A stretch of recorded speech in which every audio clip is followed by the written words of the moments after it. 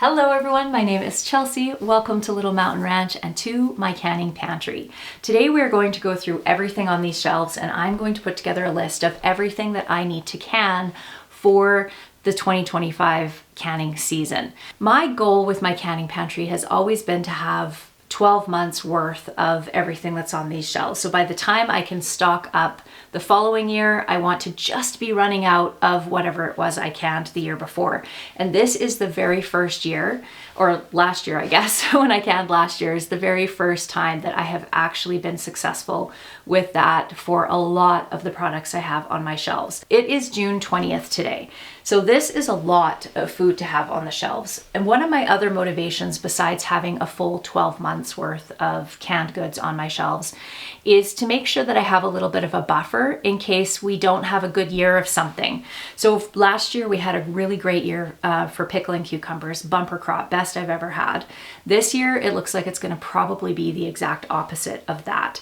So we're having lots of rain, we're having cool temperatures. I just looked at the next 2-week forecast and we're not going to have anything over around 22 to 25 degrees Celsius, and nighttime temperatures are falling at 10 degrees Celsius and down to 8 to 7 degrees Celsius even on some of those nights. So that means that the pickling cucumbers are probably not going to thrive because they are heat-loving plants. So if I can get things up to the point where I even have 18 to 24 months worth of a specific product on the shelves, that gives me a buffer against years that I don't have good crops of something. I think I did somewhere around 75, maybe even 100 jars of various types of pickles using my pickling cucumbers last year, which seemed really excessive when I did it. I was like, there's no way we're going to eat all of this in a year. But I'm so glad I did, because this year we're probably not going to have a good crop. These are going to be able to carry us over and make up for the lack that I'm going to be able to can this year. So this whole process of getting to the point where I really know how much of each thing to make to last us for a year, being able to make excess when I have a really good crop, this has taken me a long time to get to this point. I have been canning virtually my whole life, and I have been working towards having a pantry like this actively for the last 10 or 15 years or so. And I'm just now getting to the point where I have this much left on my shelf this late into the season. So like I said, we're into June, and most of these products went on the shelf between July, August, and September of last year. So this is a process. So please don't be overwhelmed if you're just starting to get into canning right now and this seems very overwhelming to you. This has been a very long process to get here, but I hope that by going through all of this with you today, that it can be helpful just to get your kind of wheels turning about what kind of pantry you want to have and how you can achieve it. So let's start with some type of pickled product, since they're right in front of us here and there's so much on here. One of the things that I made a lot of last year was relish. And while we do love relish, we have a favorite relish, and that is our zucchini relish. I do have a canning playlist with the majority of these recipes in them that I'll link for you down below if you want to go and see how to make all these products. But zucchini relish is our favorite relish. And when we come down to pull something off the shelf, if zucchini relish is there, we always go for that one. So I am not going to be making any other kinds of relishes. Actually, I lied. There are a couple I'm going to make, but I'll explain that when we get there. But I'm going to focus primarily on just making zucchini relish, since that's what we like, that's what we love. We do have to use up all of this. This is a sweet pickle relish, which is really nice on hot dogs, but I have more than a year's supply worth of this on the shelf as it stands right now, so I'm not going to be making any more of this. When it comes to the shelf life of canned products, it's recommended between 12 and 18 months to consume your canned goods by, and normally that has never been a problem for us.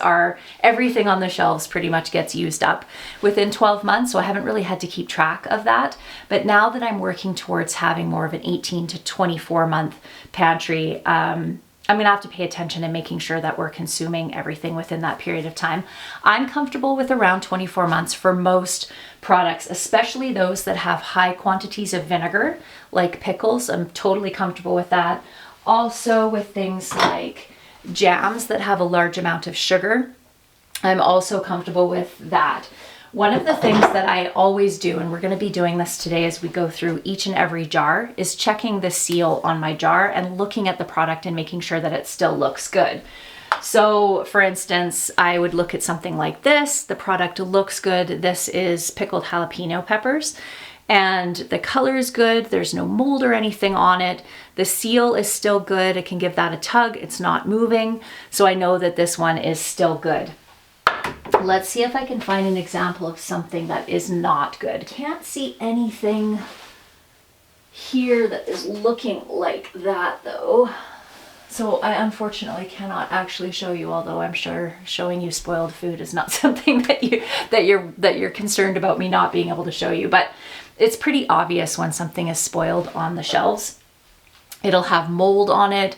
It will be discolored in some kind of way, so it won't look like it did when you put it in the jar. The food in your jars should look the same as it did when you canned it, when you open it. So the color should be the same. Here's a good example. You can see that there's still lots of good color in this. It looks exactly like it did when I first put it in the jar. That shows that there's no oxygen in this jar, that things have not started to break down or anything like that. So that's really important. If you do notice a big change in the color of a product, I would throw it out. My rule of thumb, I get emails all the time and messages on Instagram all the time with people sending me pictures of their food saying, I'm not sure if this is still good. If you're not sure that it's still good, it isn't worth the risk and you should just throw it out, compost it, give it to your chickens or whatever, because it's not worth it. So that's kind of my rule, is if it looks slightly off at all, it gets pitched. Let's start with some of the products that I loved that I canned last year and that I'm definitely going to be doing lots more of this year. I did a whole bunch of different kinds of soup. So this one is a chili soup. We have a white bean soup here. This is a white bean pork soup. Beef stew, of course. Having canned soup on the shelves was just the best, the best thing for so many reasons, but the biggest being convenience. So for lunch, being able to open up a jar of canned soup, heat it up, make a quick sandwich to go with it, or baking powder biscuits or something like that. So convenient. One thing that I will say about home canned, pressure canned soups, and you do want to pressure can your soups, is that they do have what I call the pressure canned flavor. There's certain foods, when pressure canned, it does alter the flavor of them. So in comparison to a store-bought soup, there's a distinct flavor difference that is that pressure canned flavor that I'm talking about. And it's not my favorite thing in the world. The soups are good, they taste great, but they're not excellent. They're more just something that is convenient. I know it's nutritious. I know everything that went into the jar. I feel good about feeding them to my family. But sometimes I'll add a little extra seasoning to them, or maybe I'll fry up some ground beef and add that to the soup or something like that, just to kind of boost the flavor a little bit.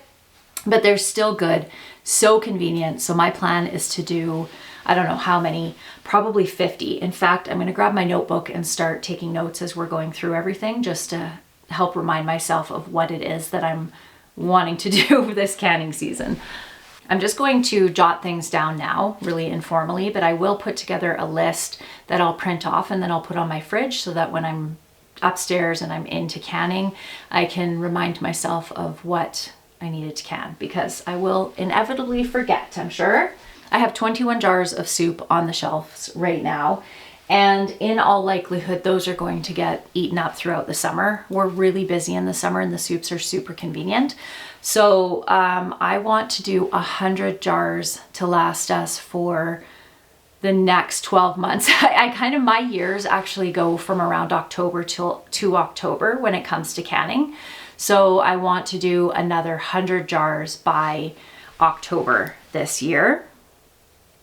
And those will be a variety of all different kinds of soup. It'll be based on whatever I have available as far as what kinds of soups I make. And I have done videos on soup making in the past, but I definitely will again throughout this summer. So I just found another 10 jars of turkey soup that are on the ground. So often what happens this time of year when we're super busy is things just kind of get put on the floor down here, and then they get put up onto the shelves when we do our big organization in the fall, which is normally what we do. So that's how these soups got there. They should be over here. But I am trying to get ahead of the necessity of doing that huge clean that we do usually before our pantry tour that we share with you at the end of October this year, by just having everything organized so that as things are coming down from the kitchen into the pantry, they can all have a place to go instead of ending up in a pile on the floor down here. But what I was going to show you down here is our canned meat. So I have been singing the praises of canned meat for years now because it is so incredibly convenient. I love convenience food.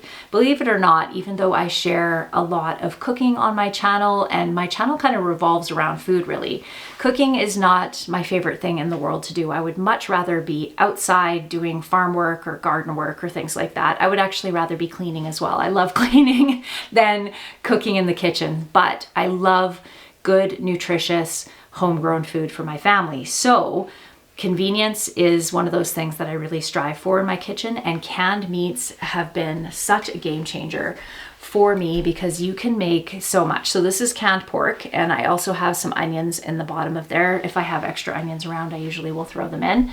I can turn this into pulled pork by just adding some canned barbecue sauce to it, and just fry this up, add some seasonings to it, and use it as a filling for in a tortilla or a taco.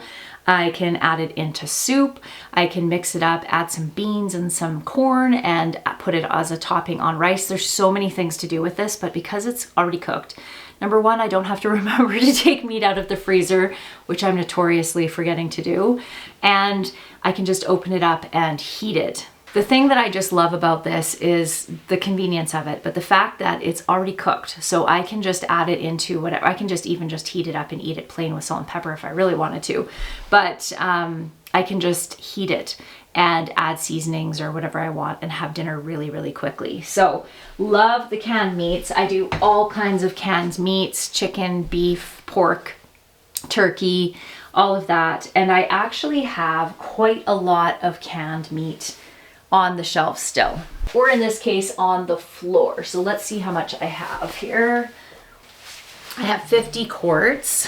Canning meat is something that I leave mostly for winter. The reason for that is because meat, when it's frozen, it can easily be canned, and I don't notice any difference in flavor or texture when I do that. So we can do our butchering. We raise most of our own meat, so we can do our butchering, put the meat into the freezer, and then I can preserve it in the winter time when things have slowed down, because summer is basically pedal to the metal, just getting projects that we can get done outside. We're very limited by weather here. In the winter time, there's not a lot of work that we can do outside. So, and then also, of course, all the produce coming in from the garden needs to be put up. So I wait and do my winter canning, or my meat, in the winter time for the most part, with the exception of chicken. I do can my chicken as soon as we butcher it. I only like canned white meat. So it's so easy, because I'm parting out the chickens anyway, to just remove the breasts and can them basically the same day that I'm doing processing, or the next day.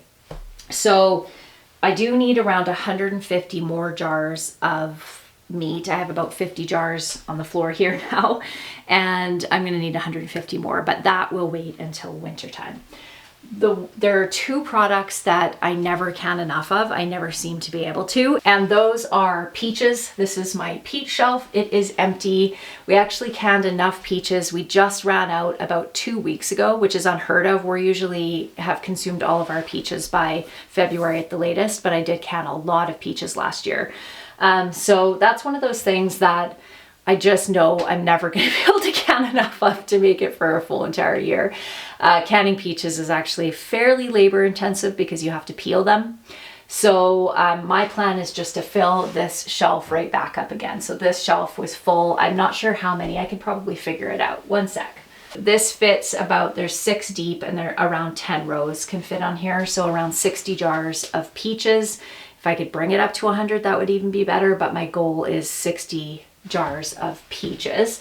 when I'm calculating out what I normally do to how many pounds of peaches that I need to buy, or pounds of whatever vegetables, peaches are something that we can't grow up here. I have to travel a few hours south of us to get peaches. I'll just figure out how many pounds, and it's usually around 2 pounds. I calculate around 2 pounds of fruit per jar, and then I know how many pounds that I need to buy to fill the shelf up, or that many jars, which is going to be around 60 jars. So that's the plan for that. We use a ton of tomato products, so many tomato products. Most of my tomato products aren't actually on the shelves. They're in this pantry, which we'll go back to in a minute.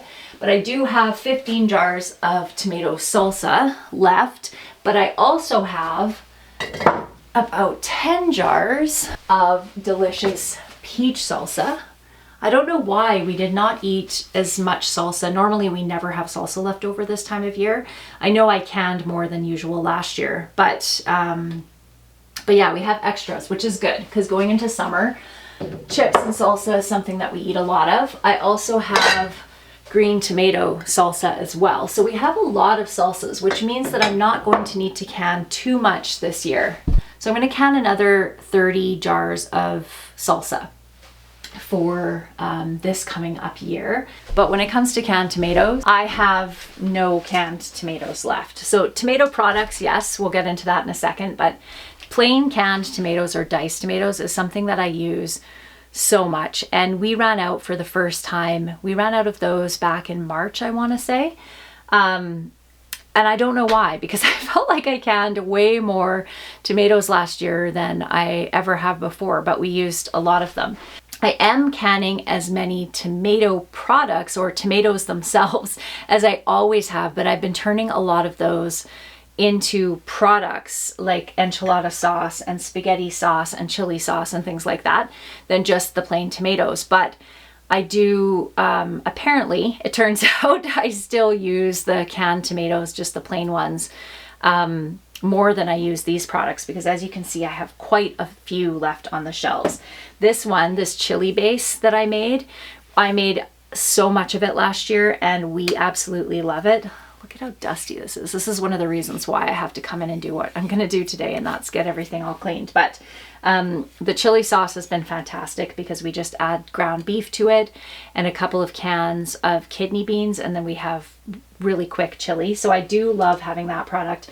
Enchiladas is not something that we eat a ton of, but I love having it on the shelf because it's so easy to just cut up some chicken, add some black beans, throw a jar or two of this on top of that, put it in a wrap, add some cheese, and there you go. It's very, very easy to not have to make the enchilada sauce or use store-bought enchilada sauce. So because I have so much enchilada sauce left on the shelf, and it's not something, enchiladas aren't something that we eat a ton of, which I don't really know why, because we do all love them. Maybe I just need to add it into the rotation more, but I'm only going to do a little bit of enchilada sauce because I still have lots left. Basically, I'm going to make as much pizza sauce as I can make with my time and the amount of tomatoes that I have, because we do eat pizza usually once every 2 weeks or so, and we have between 4 and 6 large pizzas. We can go through a lot of pizza sauce. Having extra pizza sauce on the shelf, I don't mind at all. So this is what we have from left over from last year. One of the things that I tried last year that I didn't end up using pretty much at all was canning plain tomato juice. So this is the juice that was left over after I processed all of my tomatoes, ran them through my tomato machine that I have. This is the leftover juice. And I didn't want to waste it. Somebody had suggested maybe try canning it and using it in beef stew. So I canned it, and I have probably 15 jars or so of it, and we didn't use it at all. I don't know why. I could have, but I think because I've never had it on the shelf before, it just sort of wasn't kind of integrated into my cooking. The type of cook I am is one who really repeats the recipes that I have been cooking for 30 years. If you own my cookbook, then you pretty much know what my rotation of recipes are, because most of our family recipes are in that cookbook. I do have a link for that down in the show notes below if you want to go check it out. It's just old school, really easy to make recipes that are things that you probably have on your pantry shelf to make, and there are probably some recipes that you had maybe growing up as well.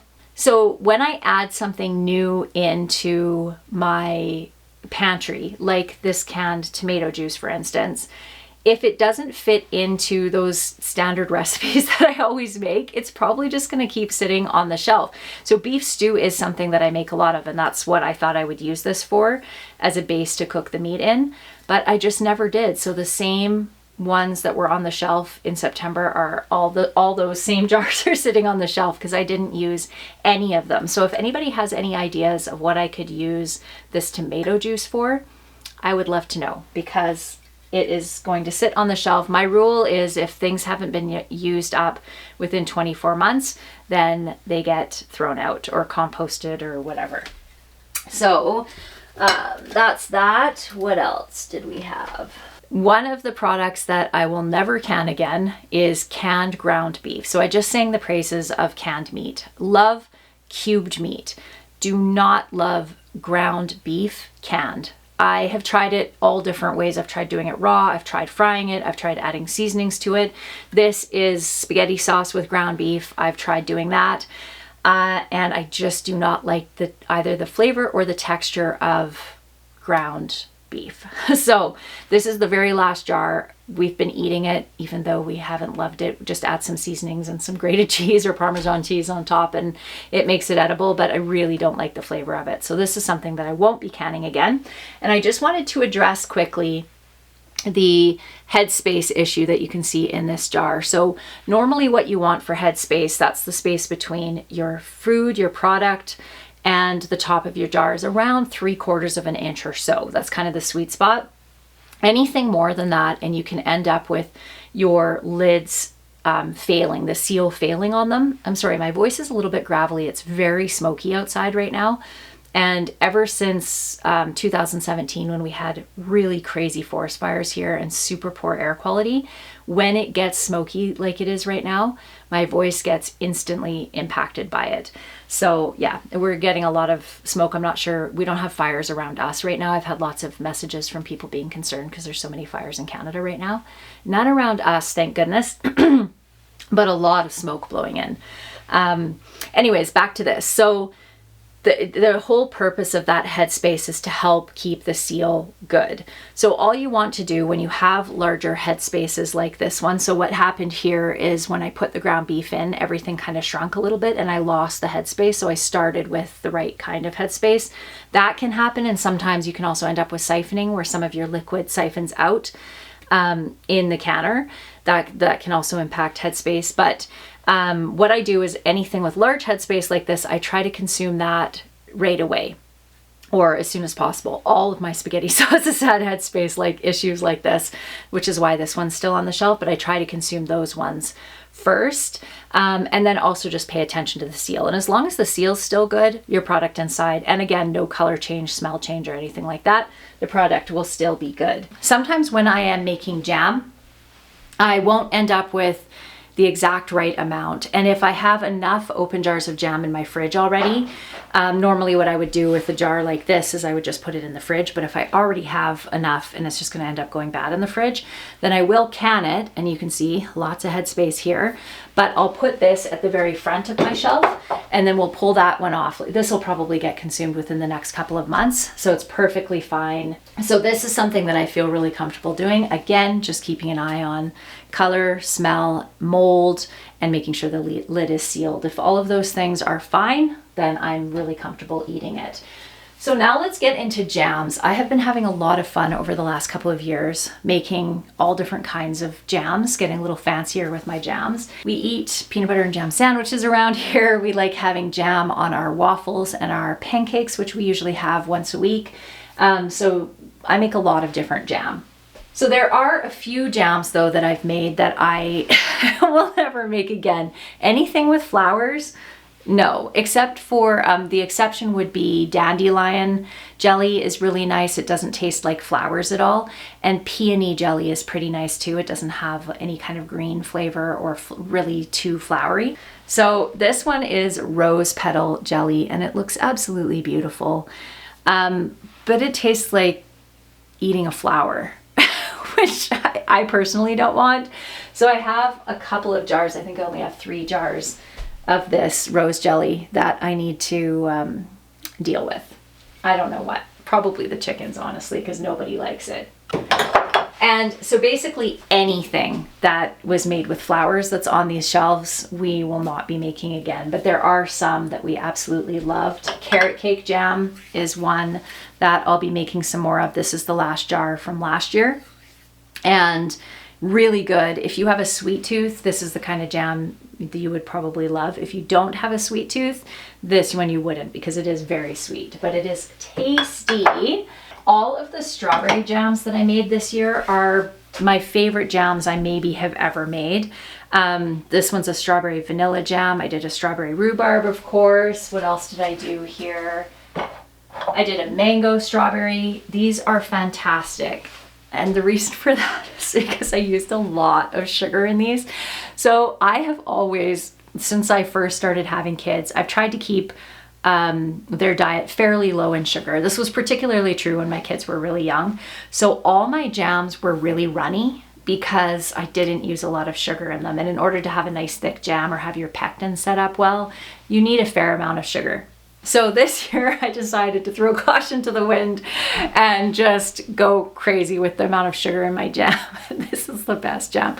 All the jams that I made this year with the strawberries and lots of sugar are absolutely fantastic. And here's my rationale behind this is you use a tablespoon, maybe 2 tablespoons of jam at a time. It's not like you're going to go eat this whole jar with a spoon, although you could because it's that good.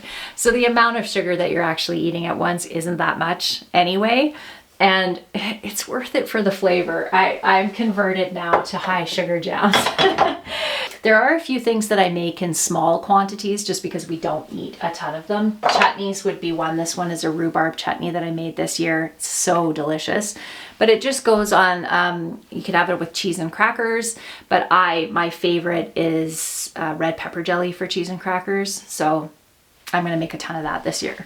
This I actually prefer on pork. It's really, really good on pork chops, for instance, but I don't need that much because we don't eat pork chops that often. So just a few jars of that are fine. I'm getting excited talking about all these things. I do love to can, obviously, love to can. And some of the more, I don't know, fancier kind of products are the funnest to make. I do huge batches of certain things. Like when I can tomatoes, for instance, I usually do a couple 100 pounds at a time. Same with peaches, things like that. And that's kind of fun from a satisfaction perspective at the end of that day or two when I've done bulk canning days like that, and seeing all of those jars, over 100 jars sitting on the counter, is very satisfying. But it's not that much fun. It's a lot of work. And I'm usually exhausted for a week after. But doing some of the fancier things, like this one is a marmalade. My daughter actually made this one. This one is a orange carrot pineapple marmalade that she made the other day. It's just so much more fun. And they're just small batches, so it's not exhausting, and the kitchen's not like a bomb went off in it after. But yeah, so all of the stuff that's on this shelf here pretty much are all jams. And we have lots of the strawberry jam there, but I love plum jam as one of my favorite jams. So I definitely want to do at least probably, just by eyeballing this, I just basically want to fill out this empty space here. So another 20 jars of jam or so would be ideal. Oh my gosh, look what I just found. I just found some red pepper jelly. I thought I was completely out of red pepper jelly. Red pepper jelly, we will be making this together this year, is just my favorite jelly to have with cheese and crackers. I have this as a snack, the cheese cracker and red pepper jelly, probably once a week, especially in the winter time. I love it, and I'm so excited. I just found a jar. I thought I was out. I have so many things to show you. I could spend hours just going through every single item on this shelf, but I usually reserve that for when we do our pantry tours together at the end of October. So I won't go through everything, but I'll just see if there's anything else that stands out that I won't make. Okay, I have one more product on the shelf. I'm getting so much better at not experimenting with large batches of things and just keeping them really small in case I don't end up liking it. But this green chili sauce that I made I don't know why, but I made 15 little jars of it. I don't know why. Do you guys remember why? Because I'm sure I did this with you last summer. I'll have to look back and see what I was planning on using this with, because I honestly don't think I've used even a single jar this last winter. So anyone have any ideas of what we could use this for? Oh my goodness. But yeah, I don't do that for the most part anymore. When I first started canning, there were lots of things that ended up needing to be thrown away in the end because we just didn't use it. But most everything on the shelves that you can see now, we actually use a lot of. I think one of the other things I like having on the shelf, but I don't use a ton of, are canned squash. This is just super convenient. I actually throw this into smoothies. I can throw it into pancakes, muffins, and things like that, but I much prefer it freeze dried. And now that I have a freeze dryer, I primarily freeze dry my squash. Plus canning squash is a lot of work. But outside of that, yeah, everything on the shelves here are stuff that we actually use. I definitely feel like I have my work cut out for me with the amount of canning that I need to get done this year, but it feels a lot less overwhelming with my shelves so full as they are right now. So that's really exciting. Normally this pantry is just what's filled, but as you saw with the tomatoes over there, I've had to overflow into that pantry over there is where we keep our store-bought stuff, our bulk food that we buy at Costco and other places in that pantry. But now I have had to take over some of it with my canning, and I expect that's going to happen again this year since the canning pantry is already so full. Do you know what I would love to hear, friends, is if you have some favorite things that you can for your pantry shelves. I would love to have you drop those in the comments below to help both inspire me and our community. And also, if you have never canned before and you are wanting to get into canning and you have any questions, put those into the comments as well, and I will do my very best to get through those and answer them. But we also have a really knowledgeable community here at Little Mountain Ranch, so I'm sure that there'll be somebody else in the comments that will be able to answer your question as well. All right, friends, I'm going to take that list that I jotted down over into my office, get it all typed out and printed out and put on the fridge. I will be taking you along with me for all of the canning that I'm going to be doing this season, so if you have not subscribed already, please consider subscribing to my channel and hit the bell notification to be notified when I put out my next video. I look forward to seeing you next time, everyone. Bye.